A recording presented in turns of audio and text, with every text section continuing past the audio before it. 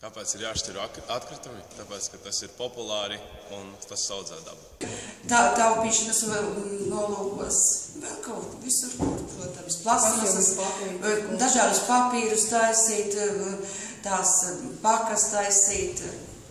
Baterijas ir jāvāc, lai varētu atkal pārstrādāt un lai cilvēkiem būtu atkal baterijas.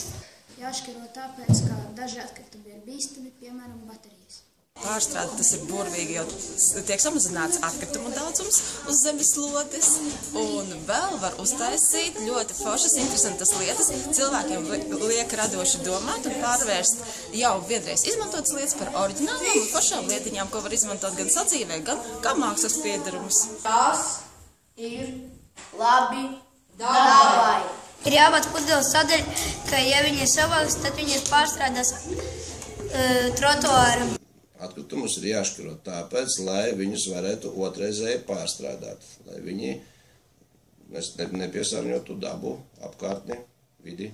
Tāpēc, ka mamma liek. Tad ieliek jaunas baterijas un ielādēt, lai viņas darbotos.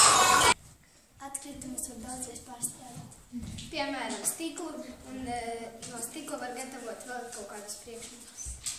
Jāvāc, lai viņas varētu atkal pārstrādāt. Stiklu vajadzīgs, lai uztaisītu jaunas pudeles.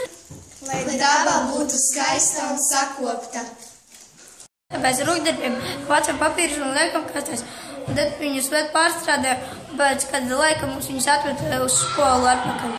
Saudzē dabu, šķirojot atkritumus.